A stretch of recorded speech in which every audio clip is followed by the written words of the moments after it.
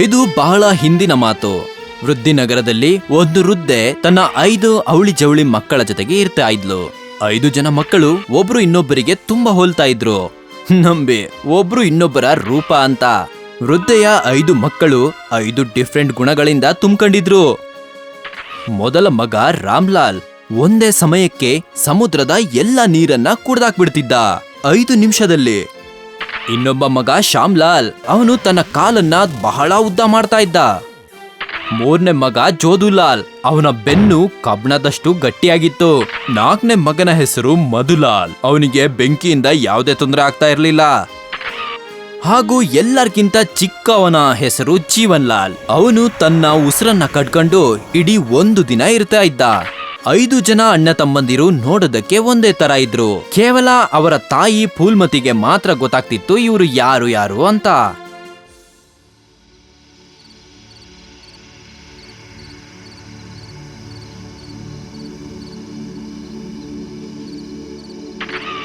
ಐದು ಜನ ತಮ್ಮಂದಿರು ಮಧ್ಯರಾತ್ರಿಯಲ್ಲಿ ಮೀನ್ ಹಿಡಿಯಕ್ ಹೋಗ್ತಾ ಇದ್ರು. ದೊಡ್ಡ ಅಣ್ಣ ರಾಮ್ಲಾಲ್ ಸಮುದ್ರದ ಪಕ್ಕದಲ್ಲಿ ನಿಂತ್ಕೊಂಡು ಸಮುದ್ರದ ಎಲ್ಲ ನೀರನ್ನ ತನ್ನ ಬಾಯಿ ಒಳಗೆ ತುಂಬ್ಕೊಂಡ್ಬಿಡ್ತಿದ್ದ. ತಮ್ಮಂದಿರ ಕೇಳಿ, ನಾನು ಸಮುದ್ರದ ಎಲ್ಲ ನೀರನ್ನ ನನ್ನ ಬಾಯಲ್ಲಿ ತುಂಬಾಕ್ಬಿಡ್ತೀನಿ. ನೀವೆಲ್ಲರೂ ಬೇಗ ಬೇಗ ಮೀನನ್ನ ಹಿಡಿದು ಹೊರಗ್ ಬಂದ್ಬಿಡಿ. ಅಲ್ಲಣ್ಣ, ನೀವು ಪ್ರತಿ ಬಾರಿ ಒಂದೇ ಮಾತನ್ನೇ ಯಾಕೆ ಹೇಳ್ತೀರಾ? ನಾವ್ ಯಾವತ್ತಾದ್ರೂ 1 ನಿಮಿಷನಾದ್ರೂ ಲೇಟ್ ಮಾಡಿದೀವಾ? ನಾವ್ ರೆಡಿ ಅಣ್ಣ.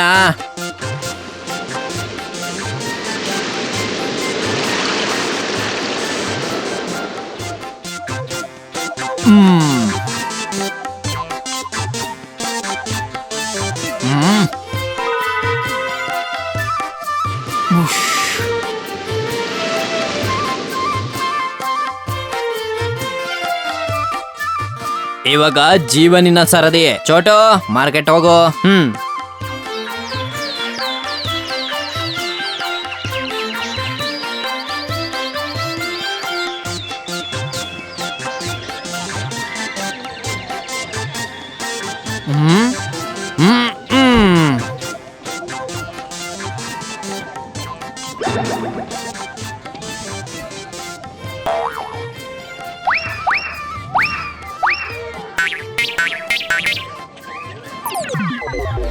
ನಿಮಗೆ ಪ್ರತಿದಿನ ಮೀನ್ಗಳು ಎಲ್ಲಿಂದ ಸಿಗುತ್ತೆ? ಸ್ವಲ್ಪ ನಮಿಗೂ ಹೇಳಿ. ನಮಗೆ ಯಾಕೆ ಸಿಗೋದಿಲ್ಲ? ನೀವು ಖಂಡಿತ ಯಾವ್ದೋ ಜಾದೂ ಮಾಡ್ತೀರಾ ಅಲ್ವಾ? ಇಲ್ಲ ಇಲ್ಲ ಇಲ್ಲ ಇಲ್ಲ, ನೀವು ನಮಗೆ ಹೇಳಲೇಬೇಕು. ನೀವೆಲ್ಲ ಪ್ರತಿದಿನ ಇಷ್ಟೊಂದು ಮೀನ್ ಹೇಗ್ ಹಿಡಿತೀರಾ ಅಂತ ನೀವ್ ಹೇಳಲೇಬೇಕು.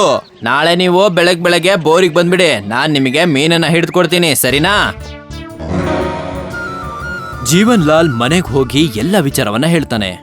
ಎಲ್ಲ ವಿಷಯವನ್ನ ಕೇಳಿ ರಾಮ್ಲಾಲ್ ತಯಾರಾಗ್ಬಿಡ್ತಾನೆ. ಮಾರನೇ ದಿನ ಎಲ್ಲ ಮೀನುಗಾರರು ಸಮುದ್ರದ ಪಕ್ಕದಲ್ಲಿ ಸೇರ್ತಾರೆ. ಉಳಿದ 4 ಜನ ಅಣ್ಣ ತಮ್ಮಂದಿರು ಇವತ್ ಬಂದಿರ್ಲಿಲ್ಲ. ಒಬ್ಬಂಟಿಯಾಗಿ ರಾಮ್ಲಾಲ್ ಅವ್ರಿಗೆ ಹೇಳ್ದ, ನೋಡಿ, ನಾನು 5 ನಿಮಿಷಕ್ಕೋಸ್ಕರ ಸಮುದ್ರದ ನೀರನ್ನ ನನ್ನ ಬಾಯಲ್ಲಿ ತುಂಬಿಕೊಳ್ತೀನಿ. ನೀವು 5 ನಿಮಿಷದಲ್ಲಿ ಸಮುದ್ರದಲ್ಲಿರುವ ಎಲ್ಲಾ ಮೀನುಗಳನ್ನ ಹಿಡಿದು ಹಾಕ್ಬೇಕು, ಸರಿನಾ? ಈಗ ಇನ್ನೊಂದ್ಸತಿ ಹೇಳ್ತಾ ಇದ್ದೀನಿ, 5 ನಿಮಿಷಕ್ಕಿಂತ ಜಾಸ್ತಿ ನೀರನ್ನ ನನ್ನ ಬಾಯಲ್ಲಿ ಇಟ್ಕೊಳಕ್ ಆಗೋದಿಲ್ಲ, ಗೊತ್ತಾಯ್ತಲ್ಲ? ಸರಿ, ನೀನ್ ಚಿಂತೆ ಮಾಡ್ಬೇಡ.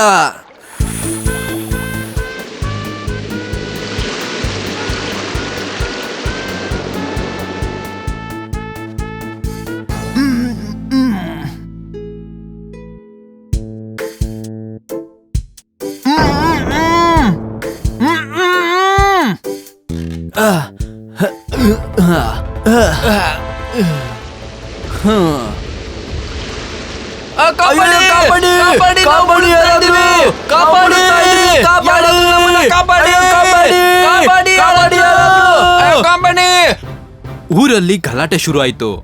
ಮೀನುಗಾರರ ಕುಟುಂಬಸ್ಥರು ರಾಮ್ಲಾಲ್ನ ವಿರುದ್ಧ ರಾಜನ ಹತ್ರ ದೂರ ಹಾಕಿದ್ರು. ಎಲ್ಲ ವಿಷಯವನ್ನ ತಿಳ್ಕೊಂಡು ರಾಜ ರಾಮ್ಲಾಲ್ ಹತ್ರ ಹೇಳ್ದ, ಇವ್ರು ಹೇಳ್ತಾ ಇರೋದೆಲ್ಲ ನಿಜನಾ ರಾಮ್ಲಾಲ್? ನೀನು ಬಾಯಿಂದ ನೀರನ್ನ ಬಿಟ್ಟು ಇಷ್ಟೆಲ್ಲ ಜನರನ್ನ ಅದರಿಂದ ಮುಳುಗ್ಸಿ ಸಾಯಿಸ್ಬಿಟ್ಟಿಯಾ? ಹಾ, ಇದು ನಿಜ ಮಹಾರಾಜ್ರೆ, ಅದು ನಿಜನೇ. ಆದ್ರೆ ಒಂದ್ ವೇಳೆ ನಾನ್ ನೀರನ್ನ ಬಿಟ್ಟಿಲ್ಲ ಅಂತಿದ್ರೆ ನನ್ ಬಾಯಿ ಒಡೆದೋಗಿ ನಾನ್ ಸತ್ತೋಗ್ತಿದ್ದೆ. ನಾನ್ ಅವ್ರಿಗೆ ಪದೇ ಹೇಳಿದ್ದೆ 5 ನಿಮಿಷ ತನಕ ಅಷ್ಟೇ ನನಗೆ ಇಟ್ಕೊಳಕ್ ಆಗದು ಅಂತ. ಆದ್ರೆ ಅದ್ರಲ್ಲಿ ಅವ್ರು ಯಾರು ನನ್ ಮಾತನ್ನ ಕೇಳಲೇ ಇಲ್ಲ. ಅದಕ್ಕೆ ನಾನ್ ವಿಧಿ ಇಲ್ದೇನೆ ಸಮುದ್ರದ ನೀರನ್ನ ಬಿಡ್ಬೇಕಾಯ್ತು. ಅದಕ್ಕೆ ಈ ತರದ ಘಟನೆ ನಡೀತು ಮಹಾರಾಜರೇ. ಇಷ್ಟು ಜನರ ಸಾವಿಗೆ ಕಾರಣ ನೀನೇ ಅಂತ ನಾನ್ ನಂಬ್ತಿದ್ದೀನಿ. ನಿನ್ನ ಸಮುದ್ರದ ನೀರೊಳಗೆ ಮುಳುಗಿಸಿ ಸಾಯಿಸ್ಬೇಕು. ನಿನ್ನ ಕೊನೆಯ ಆಸೆ ಏನು ಅದನ್ನ ಹೇಳು. ಮಹಾರಾಜರೇ, ಸಾಯ್ಲೇಬೇಕು ಅಂದ್ರೆ ನಾನು ಯಾವುದೇ ವಿರೋಧವನ್ನ ವ್ಯಕ್ತಪಡಿಸಲ್ಲ. ಕೇವಲ ಸಾಯಕ್ಕೂ ಮುಂಚೆ ಒಂದ್ಸಲ ನಾನು ನನ್ನ ತಾಯಿನ ಭೇಟಿ ಮಾಡಬೇಕು. ಸರಿ, ಹಾಗೇ ಆಗ್ಲಿ.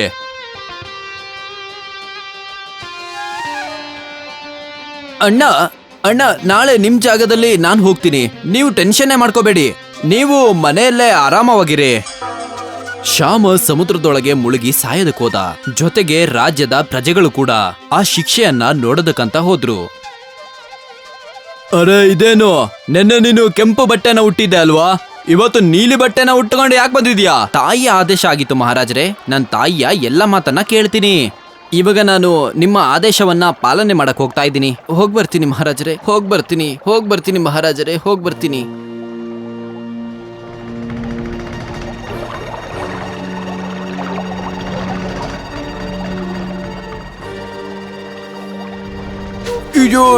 ಇದು ಹೇಗಾಯ್ತು? ಕಾಲಲ್ಲಿ ರಬ್ಬರ್ ಹಾಕೊಂಡಿದ್ದಾನ ಇವನು? ಸಮುದ್ರದ ನೀರು ರಾಮುಗೆ ಏನು ಮಾಡತಾ ಇಲ್ಲ ಅನ್ಸುತ್ತೆ. ಅವನಿಗೆ ಜಾದು ಅದು ಗೊತ್ತು ಅಂತ.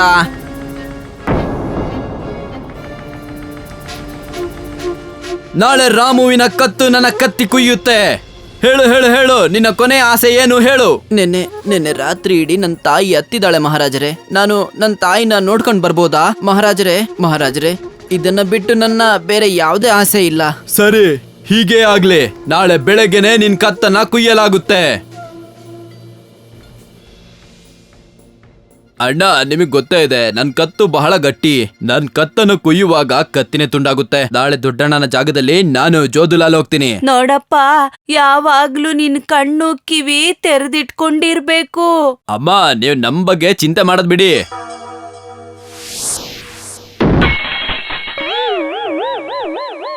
ಇದು ಹೇಗಾಯ್ತು? ಅಲ್ಲ, ಇದು ಏನ್ ನಡೀತಾ ಇದೆ? ಹೀಗೆಲ್ಲ ಯಾವತ್ತೂ ನೋಡಿರ್ಲಿಲ್ಲ. ಪ್ರಜೆಗಳೆಲ್ಲ ಕೇಳಿ, ನಾಳೆ ರಾಮ್ಲಾಲ್ನ ಬೆಂಕಿಯಲ್ಲಿ ಹಾಕಿ ಸುಟ್ಟಾಕ್ಬಿಡ್ತೀವಿ. ಮಹಾರಾಜರೇ, ಬೆಂಕಿಯಿಂದ ನಾನ್ ಕಾಪಾಡ್ಕೊಳಕ್ ಆಗಲ್ಲ. ಇದು ನನಗ್ ಚೆನ್ನಾಗ್ ಗೊತ್ತು. ಅದಕ್ಕೆ ಕೊನೆಯದಾಗಿ ಅಮ್ಮನ್ನ ಭೇಟಿ ಮಾಡ್ಕೊಂಡ್ ಬರ್ತೀನಿ. ಸರಿ, ಒಂದ್ ರಾತ್ರಿ ತಾಯಿ ಜೊತೆ ಇದ್ದು ನೀನು ತಾಯಿನ ನೋಡ್ಕೊಂಬ. ಅಲ್ಲ, ಇದೆಲ್ಲ ಏನಾಗ್ತಾ ಇದೆ? ನನಗೇನು ಅರ್ಥನೇ ಆಗ್ತಾ ಇಲ್ಲ ಅಣ್ಣ. ಏನ್ ನಡೀತಿದ್ದ ಇದೆ? ನೀರೊಳಗ್ ಮುಳುಗ್ಸಕ್ ಹೋದ್ರೆ ಕಾಲು ಉದ್ದ ಆಯ್ತು, ಕತ್ತಿಯಿಂದ ಕುಯ್ಯಕ್ ಹೋದ್ರೆ ಕತ್ತೆ ಗಟ್ಟಿ ಆಯ್ತು. ಈ ರಾಮ್ಲಾಲ್ಗೆ ಜಾದು ಅದು ಚೆನ್ನಾಗ್ ಗೊತ್ತು.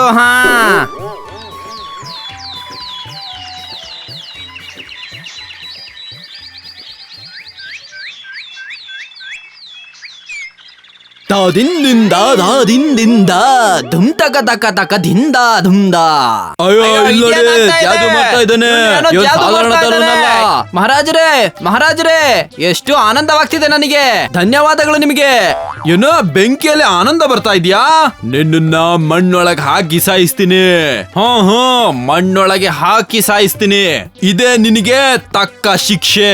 ಮಹಾರಾಜರೇ, ಕೊನೆಯದಾಗಿ ಮತ್ತೆ ತಾಯಿನ ನೋಡ್ಬೇಕು ನಾನು. ತೀರ್ಕಿಟ್ಟಿಠ ನೀವ್ ಅನುಮತಿ ನೀಡಿ. ನೀವ್ ಅನುಮತಿ ನೀಡಿ ಪ್ಲೀಸ್. ಸರಿ, ಅನುಮತಿ ನೀಡ್ದೆ.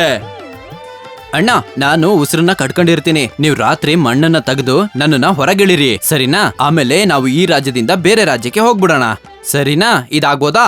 ಇದು ಸರಿಯಾಗಿದೆ. ಆದ್ರೆ ಮಗು ಜೀವನ್, ನೀನ್ ಸ್ವಲ್ಪ ಹುಷಾರಾಗಿರಪ್ಪ. ನಿನ್ ಬಗ್ಗೆ ಕಾಳಜಿ ಇರ್ಲಿ ಮಗ. ಅಮ್ಮ, ನೀವು ಚಿಂತೆನೆ ಮಾಡ್ಬೇಡಿ. ಏ ಭೂತ, ನೀನ್ ಇಲ್ಲಿಂದ ಹೊರಟೋಗೋ.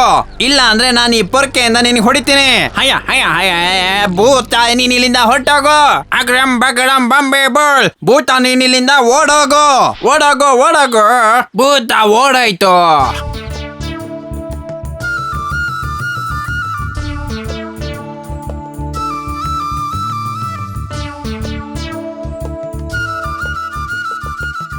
ಬಿಸಾಕಿ ಇವನನ್ನ, ಬಿಸಾಕಿ.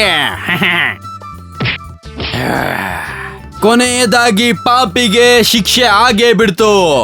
ಹೇಯ್, ಎಲ್ಲ ಬನ್ನಿ.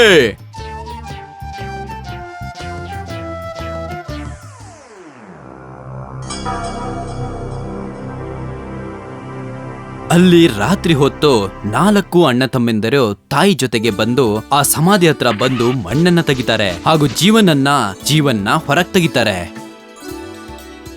ತಾಯಿ ಫೂಲ್ಮತಿ ಅಳಕ್ ಶುರು ಮಾಡ್ತಾಳೆ ಹಾಗೂ ಕಣ್ಣೀರನ್ನ ಒರೆಸ್ತಾ ಹೇಳ್ತಾಳೆ, ಯಾರ ಹತ್ರ ಇಂತ 5 ರತ್ನಗಳಿವೆಯೋ ಅವ್ರಿಗೆ ಯಾವ ಭಯ ಇರುತ್ತೆ ಪುಟ್ಟ. ನಾವು ಬೇರೆ ಎಲ್ಲಾದ್ರೂ ಹೋಗಿ ಮತ್ತೆ ಎಲ್ಲ ಶುರು ಮಾಡೋಣ. ಮತ್ತೆ ಮಗ ಶ್ಯಾಮ್ಲಾಲ್ ಕಾಲನ್ನ ದೊಡ್ಡದಾಗಿ ಮಾಡಿ ತಾಯಿ ಹಾಗೂ 4 ಜನ ತಮ್ಮಂದಿರನ್ನ ತನ್ನ ಹೆಗ್ಲು ಮೇಲೆ ಕೂರಿಸಿ ಉದ್ದವಾದ ಹೆಜ್ಜೆಯನ್ನ ಇಡುತ್ತಾ ಈ ರಾಜ್ಯವನ್ನ ತ್ಯಾಗ ಮಾಡ್ತಾನೆ.